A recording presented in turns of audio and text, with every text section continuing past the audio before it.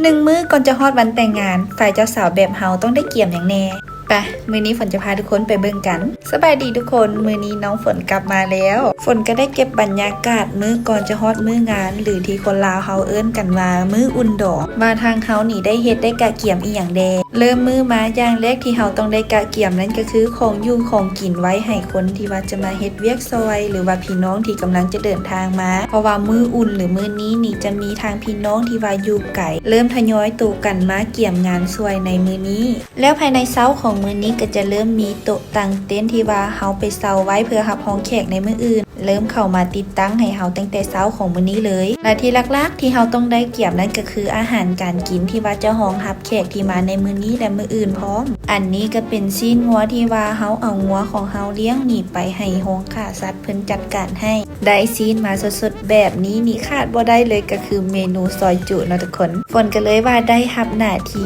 ในการมาซอยซีนไว้ให้จุอ้ายเพิ่นอ้ายที่ว่าเพิ่นมาซวยเวียกซอยงานอยู่นี่เนาะเพราะว่าทางอ้ายเพิ่นนี่เรียกร้องมาซีนที่เฮาได้มาทั้งหมดนี่เป็นส่วนที่ว่าเฮาเอามาเฮ็ดอาหารเสริมใส่กับร้านอาหารที่ว่าเฮาได้สั่งมาแล้วจะมีส่วนหนึ่งที่ร้านอาหารเพิ่นได้เฮ็ดมาและส่วนนี้เป็นส่วนที่เฮาเสริมใส่เพื่อที่จะให้อาหารเพียงพอกับแขกคนที่ว่ามาหาเฮาในมื้ออื่นซึ่งที่ทางเฮาจะได้เฮ็ดเสริมใส่นี่ก็มีลาบงัวและก็มีฝืองัวเฮ็ดไว้รองรับท่าแขกในมื้อนี้จนฮอดมื้ออื่นเลยและอันนี้ที่ฝนกำลังซอยนี่ก็สิเป็นส่วนซอยจุที่ว่ากะเกี่ยมให้จุอ้ายเพิ่นที่กำลังเฮ็ดเวียกอยู่ข้างนอกเนาะเดี๋ยวมื้อนึงตอนสวยเพิ่นหิวข้าวมีเมนูซอยจุเสริมเข้าไปนี่ก็คือสุดยอดลดแล้วและซอยจุที่เฮาเฮ็ดนี่ก็จะมีซีนสดมีเครื่องในเป็นประเภทตับประเภทยอวิธีกระเจ้าเอิ้นว่าอีหยังก็ทุกคนผ้าขี้ริ้วแม่นบ่คนนี้ก็บ่ได้กินดอกแต่ว่ารับหน้าที่ในการซอยการเฮ็ดให้อ้ายเพิ่นเคยสิลองเปิดใจกินละได้แต่ใจนี่บ่กล้าพอที่จะกิน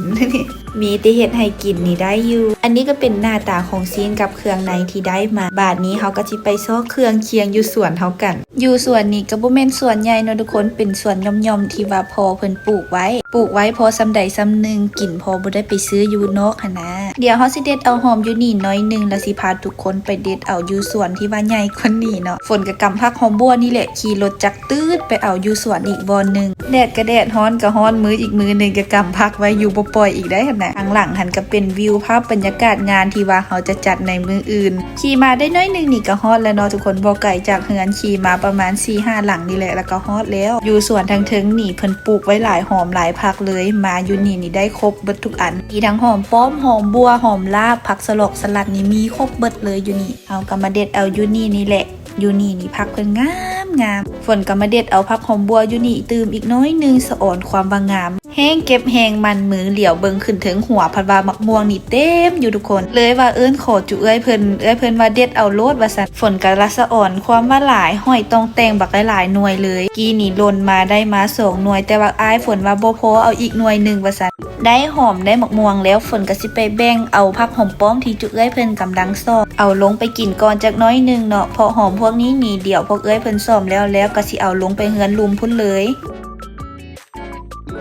เมื่อกี้เด็ดไปเด็ดมาพันว่าลืมหอมลาบว่าซั่นกลับคืนมาเด็ดเอาหอมลาบจักน้อยนึงไปให้กับเจ้าแก้มใส่ซอยจุเนาะจึงแซ่บแล้วสะอ่อนบ่ว่าแต่ผักใดนี่ก็ความว่างงามเบิ่งแต่หอมลาบนี่ก็ยังบ่งามเลยทุกคนไปได้เต็มไม้เต็มมือป่านนี้แล้วกลับเมือเหือนไปหีบไปล้างไปเกี่ยมให้จุอ้ายเพิ่นกันกลับมาฮอดเหือนลุมนี่ฝนก็เคี่ยวไปเกี่ยมเครื่องกินไปเบิ่งเฮ็ดแนวกินเฮ็ดกินสวยพร้อมเลยเฮ็ดแล้วก็พากันหามากินนี่เป็นพาข้าวใหญ่แบบนี้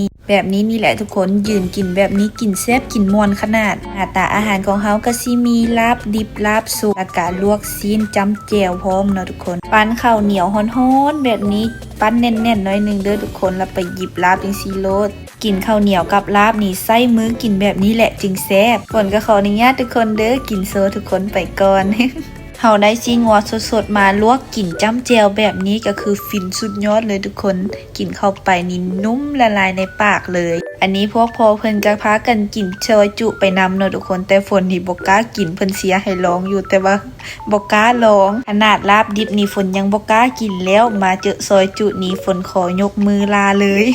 เฮากินแล้วอยู่พาเมื่อกี้นี่ก็เฮ็ดอีกพานึงจัดมาให้จุอ้ายที่ว่าเพิ่นกำลังกะเกี่ยมเต็นท์โต๊ะตั้งอยู่เทิงหั่นกินอีกพานึงตั้ง5ใดๆก็คือปั้นข้าวเหนียวของฝนหันยังบ่ยอมวางออกจากมืออีกได้หั่นน่ะ กินข้าวกินอย่างอิ่มแล้วก็มาตบท้ายด้วยหมักม่วงส้มที่เฮาสอยมาได้เมื่อกี้นี้เห็นแล้วยังเปรี้ยวปากอยู่ทุกคนเอ้ยแล้วเวียกแต่งกินของเฮาได้ซ้ำใดซ้ำหนึ่งฝนก็ขอพีกโตวออกมาเฮ็ดงามไว้มืออื่นก่อนตั้งแต่มาลาวนี่ก็ยังบ่ทันได้เข้าร้านเสริมสวยสระผมอีหยังเลยจักบ้าขอแวะสระผมก่อนน้อยนึงแล้วจึงเข้าไปเฮือนใหม่สระผมสระอย่างแล้วทางเมืองเฮือนนี่เห็นกระเจ้าขายน้ำสโลบัวนี่เห็นแล้วก็คิดฮอดยากก็เลยขอจัดมาจาก2จอกใหญ่ๆแบบนี้เลยบ่ได้กินคนเดียวเด้อเอาไปแบ่งกับเจ้าอยู่เฮือนพร้อมตกแรงมาหน้าที่หลักของฝนอีกอย่างหนึ่งก็เป็นการซ้อมแสดงเกี่ยมฟ้อนใส่งานดองมื้ออื่นให้บรรยากาศในงานดองมื้ออื่นนี่มีสีสันขึ้นตื้มฝนนี่ก็จับจุดนักแสดงมีเวลาซ้อมแต่แรงนี้แรงเดียวแต่ว่าอ้ายน้องนักแสดงของเฮานี่ก็เต็มที่กับการซ้อมขนาดหน้าหักหมดทุกคนเลยซ้อมไปซ้อมมาก็กลัวสิแล้วกับประมาณ 8-9 โมงค่ำแล้วอ้ายเอ้ยพี่น้องเพิ่นอยู่นี่ก็พากันห่างหาพาเข้าไว้ให้จุเฮากินพร้อมเลยเมื่อคืนนี้จากกินข้าวแล้วซ้อมต่อก็จนมื้อจนค่ำนะทุกคนตัดภาพมาอีกเทื่อนึงก็แม่นเช้าของมื้องานแล้วเช้าของมื้องานนี่ก็เป็นอีหยังที่วุ่นที่สุดฝนก็บ่มีเวลาเก็บวิดีโอมาให้ทุกคนได้เบิ่งหลายตื่นมาทางเบื้องเฮานี่ทั้งเกี่ยมสถานที่แล้วก็เกี่ยมเครื่องเกี่ยมของเกี่ยมมากั้นประตูฮับเคยกันอายเอ้ยที่ว่าเพิ่นมากั้นประตูน้ำนี่ก็เป็นหมู่คู่ทั้งฝ่ายเจ้าสาวแล้วก็ยังเป็นนักแสดงฟ้อนที่ว่าซ้อมฟ้อนให้เฮาในมื้อวานนี้พร้อมมาฮอดตอนนี้ก็ 7-8 โมงแล้วก็เริ่มเห็นขันหมากนี่เริ่มเฮเข้ามาหาเฮาแล้วเพราะว่าแต่ฝ่ายหญิงฝ่ายชายตอนนี้ก็คือพากันตื่นเต้นแฮงฝ่ายหญิงเฮานี่ก็เกี่ยมพร้อมอีหยังสุดขีดฝ่ายชายเพิ่นก็บ่แพ้กันแต่ว่าฝ่ายเฮานี่ท่าอย่างเดียวท่าต้านหับเนาะทุกคน ไปฝนสิพาทุกคนไปเบิ่งบรรยากาศตอนเคยแห่เข้ามากัน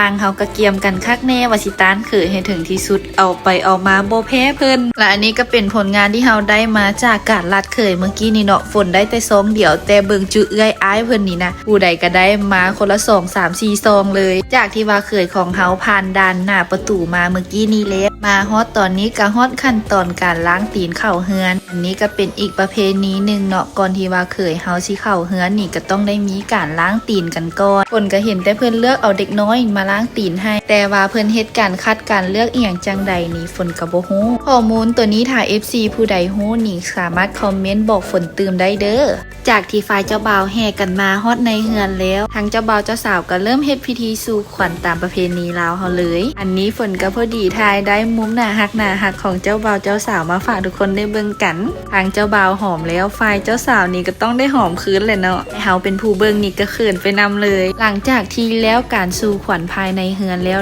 เรียบร้อยทางเจ้าบ่าวเจ้าสาวแล้วเจ้าโคตรลูกตานี่ก็ได้ออกมาร่วมงานเลี้ยงอยู่ทางนอกต่อเลยอันนี้ก็เป็นบรรยากาศตอนที่กำลังแห่เจ้าบ่าวเจ้าสาวแล้วเจ้าโคตรลูกตาเข้าในงานเลี้ยงเนาะหลังจากที่เจ้าภาพเจ้าโคตรลูกตาเจ้าบ่าวเจ้าสาวออกมาเปิดงานแล้วก็เริ่มเชิญแขกคนที่ว่ามาร่วมงานนี่กินข้าวกินน้ำแล้วก็สังสรรค์กันต่อยาวไปเลยตอนมื้องานนี่ฝนก็แล่นใต้แล่นเหนือเก็บภาพบรรยากาศถ่ายมาให้ทุกคนได้เบิ่งกันเพียงเท่านี้บรรยากาศงานดองอยู่ประเทศลาวเฮาก็จะประมาณนี้ฝนก็หวังว่าทุกคนที่รับชมรับฟังวิดีโอของฝนจะมีความสุขและเอนจอยไปนำวิดีโอของฝนเด้อแล้วเจอกับฝนใหม่ในวิดีโอต่อๆไปนะบ๊ายบาย